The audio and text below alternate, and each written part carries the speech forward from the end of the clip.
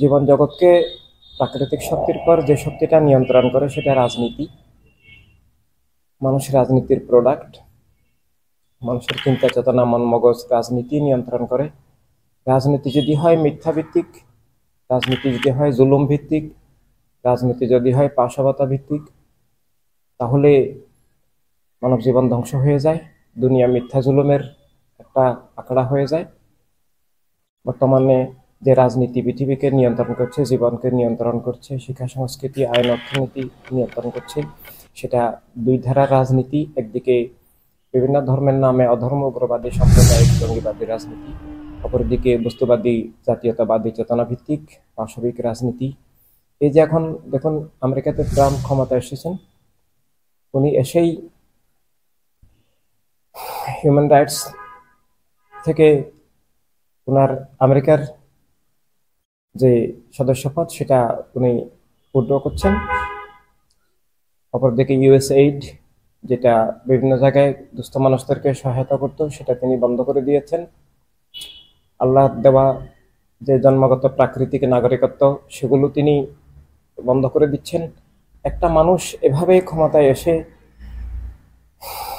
সবকিছুকে, পুরো রাষ্ট্রকে নিয়ন্ত্রণ করবে, মানবতা বিরোধী কাজ করবে, এই ধরনের রাষ্ট্র ব্যবস্থা সেটা জীবন বিরোধী, মানবতা বিরোধী। আর এই ধরনের রাষ্ট্র ব্যবস্থার পিছনে যেটা কাজ করে সেটা হচ্ছে অধর্মক্রবাদ এবং বস্তুবাদী জাতীয়তাবাদ।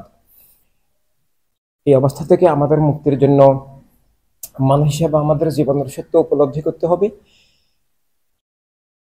যে আমরা সব মানুষ ভাই ভাই, আমাদেরকে সব মানুষের অধিকার স্বাধীনতা স্বীকার করতে হবে, মানব জাতীয়তা বিশ্বাস করতে হবে এবং মানবতার সংকটকে নিজের সংকট মনে করে সেই সংকট সমাধানের জন্য ঐক্যবদ্ধ প্রচেষ্টা নিতে হবে। জীবনের সত্য উপলব্ধির পর যেটা সবচেয়ে বেশি প্রয়োজন সেটা হচ্ছে মানবতা রাজনীতি। মানবতা রাজনীতির লক্ষ্য মানবতা রাষ্ট্র। বর্তমান যে রাজনীতি সেটা ইমান বিরোধী, জীবন বিরোধী, মানবতা ধ্বংসকারী, সেটা সব মানুষের জন্যই বিষাক্ত এবং ক্ষতিকর। আর সে অপরাজনীতি থেকে মুক্ত হয়ে আমাদেরকে মানুষ হিসেবে জীবনের প্রাকৃতিক রাজনীতি এবং একই সাথে ইসলাম এবং সব ধর্মের মানবিক মূল্যবোধের রাজনীতি, আল্লাহর হাবিব সাল্লাল্লাহু সাল্লামের দেওয়া সব মানুষের প্রতিনিধিত্বশীল, সব মানুষের কল্যাণে, সব মানুষের অধিকার স্বাধীনতার রক্ষক, সব মানুষের মানবিক স্বার্থের রক্ষক যে রাজনীতি, যেটার কোনো বিকল্প নাই, যেটা অস্বীকার করলে কেবল মানবতা বিরোধী, জীবন বিরোধী অপরাজনীতির শিকার হতে হবে। সে মানবতা রাজনীতি এখন পৃথিবীতে নাই। আমাদেরকে সেটা মানুষ হিসেবে সব মানুষকে করতে হবে।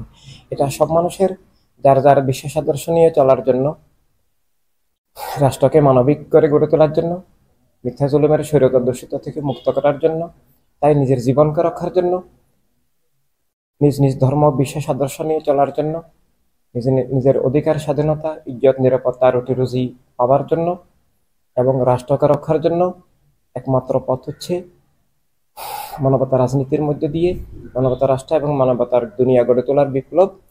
তাই ইনসানিয়াত বিপ্লব, হিউম্যানিটি রেভলিউশন, এটা মানব জাতিকে বাঁচাতে হলে এর কোনো বিকল্প নাই।